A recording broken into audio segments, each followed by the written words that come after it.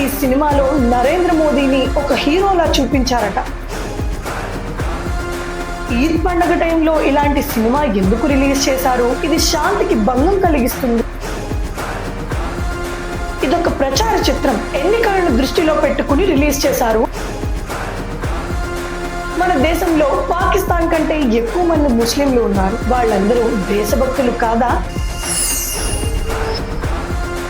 Dhurandhar 2 cinema box office ను షేక్ చేస్తోంది. జనాలు థియేటర్లకు క్యూ కడుతున్నారు. ఫ్యాన్స్ నుండి సెలబ్రిటీల వరకు అందరూ సినిమాలోని స్వాగ్ తో కూడిన దేశభక్తికి ఫిదా అయిపోయారు. ఇంతవరకు అంతా బాగానే ఉంది. కానీ దురంధర్ 2 సినిమా విషయంలో మన దేశంలోని ఒక ఎకోసిస్టమ్ రియాక్షన్ చూస్తే మీరు షాక్ అవ్వడం ఖాయం. ముందుగా సినిమా గురించి మాట్లాడుకుందాం. ఇది పాకిస్తాన్, ISI, టెర్రరిజం మరియు మాఫియాకు వ్యతిరేకంగా తీసిన ఒక పక్కా దేశభక్తి సినిమా. కానీ ఈ సినిమా రిలీజ్ అయినప్పటి నుండి ఒక వర్గం వాళ్ళకి నిద్ర పట్టడం లేదు. వాళ్ళు చేస్తున్న విమర్శలు వింటే నవ్వు ఆపుకోలేదు. కొందరు ఈద్ పండుగ టైంలో ఇలాంటి సినిమా ఎందుకు రిలీజ్ చేశారు? ఇది శాంతికి భంగం కలిగిస్తుంది అంటున్నారు. మరికొందరు ఇదొక ప్రచార చిత్రం, ఎన్నికలను దృష్టిలో పెట్టుకుని రిలీజ్ చేశారు అంటున్నారు. అంటే కొత్త సినిమా, కానీ సాకులు మాత్రం పాతవే. ఒక పొలిటికల్ అనలిస్ట్ అయితే ఇంకా ఘోరం. ఆయన టీవీ డిబేట్ లో కూర్చుని నేను ఇలాంటి ప్రచార చిత్రాలు చూడను అన్నారు. సినిమా చూడకుండానే అది ప్రచార చిత్రం అని ఎలా decide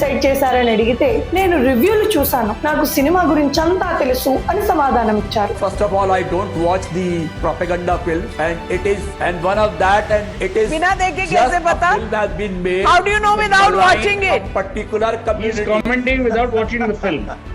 I've seen the reviews. I know everything about the film. ఒక్కసారి ఆలోచించండి. కవర్ మీద అడ్రస్ చూసి లోపల ఉత్తరంలో ఏముందో చెప్పేయడం లాంటిది ఇది. సినిమా చూడకుండానే దానిపై తీర్పు ఇచ్చేస్తున్నారు. వీళ్ళ అసలు బాధ ఏంటి? ఒక కాంగ్రెస్ నాయకుడు అసలు నిజాన్ని బయట పెట్టారు. ఆయన ప్రకారం ఈ సినిమాలో నరేంద్ర మోదీని ఒక హీరోలా చూపించారట. పెద్ద నోట్ల రద్దు నిర్ణయాన్ని సమర్థించారట. ఓహో, ఇదా అసలు నొప్పి? అంటే మోదీని హీరోగా చూపిస్తే వీళ్ళకి ప్రాబ్లం. మరికొందరికైతే ఈ సినిమా పాకిస్తాన్ ను విలన్ గా చూపించడం నచ్చలేదు. పాకిస్తాన్ మన దేశంలోకి ఉగ్రవాదులను పంపిస్తుంది, మన సైనికులను చంపుతుంది, బాంబు పేలుళ్లు జరుపుతుంది. ఇవన్నీ నిజాలు కావా? కానీ వీళ్ళకేమో పాకిస్తాన్ ను పంచ్ బ్యాగ్ లా వాడుకుంటున్నారని బాధ. పాకిస్తాన్ మీద కోపం రావడం లేదు. పాకిస్తాన్ ను ఎందుకు విమర్శిస్తున్నారని భారతదేశం మీద కోపం వస్తుంది. ఈ బాధ వెనుక ఉన్న అసలు కారణం ఓటు బ్యాంకు రాజకీయాలు కాక మరేంటి? ఇక సమాజ్వాదీ పార్టీ వాళ్ళ బాధ ఇంకో లెవెల్. సినిమాలో మాఫియా డాన్ అతీక్ అహ్మద్ ను పోలిన పాత్రను చూపించారని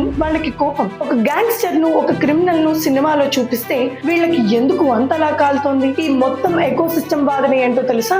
ఈ సినిమా ముస్లింలకు వ్యతిరేకమని. పాకిస్తానీ ఉగ్రవాదులను, ISI ఏజెంట్లను విమర్శిస్తే అది భారతీయ ముస్లింలకు వ్యతిరేకం ఎలా అవుతుంది? అలా ఎవరైనా ఫీల్ అయితే ఇంకా మంచిదే కదా. మన దేశం పట్ల ఎవరికి ఎంత విధేయత ఉందో క్లియర్ గా తెలిసిపోతుంది. మన దేశంలో పాకిస్తాన్ కంటే ఎక్కువ మంది ముస్లింలు ఉన్నారు. వాళ్ళందరూ దేశభక్తులు కాదా? పాకిస్తాన్ చేసే దుర్మార్గాలకు మన ముస్లిం సోదరులకు సంబంధం ఏంటి? నిజానికి ఈ సినిమా చివరిలో ఒక అద్భుతమైన మాట ఉంటుంది. బలిదాన్ పరం ధర్మం. అంటే త్యాగం అనేది అన్నిటికన్నా గొప్ప ధర్మం అని. మన దేశం కోసం, మన భద్రత కోసం మన సైనికులు చేస్తున్న త్యాగాలను గుర్తు చేసే సినిమా ఇది. మనం ఇళ్లలో ప్రశాంతంగా నిద్రపోతున్నామంటే దానికి కారణం మన సైనికులు సరిహద్దుల్లో ప్రాణాలకు తెగించి పోరాడటమే. అలాంటి సైనికుల ధైర్యాన్ని, త్యాగాన్ని గౌరవించే సినిమాపై వీళ్ళు చేస్తున్న ఈ ఏడుపులు చూస్తుంటే ఏమనిపిస్తోంది? వీళ్ళది నిజంగా దేశం గురించిన ఆందోళన, లేక కేవలం రాజకీయ ద్వేషమా? ఈ మొత్తం వివాదంపై మీ అభిప్రాయం ఏంటో కింద కామెంట్స్ లో చెప్పండి. ఈ వీడియో నచ్చితే లైక్ చేసి ప్రతి భారతీయుడికి షేర్ చేయండి. జై హింద్.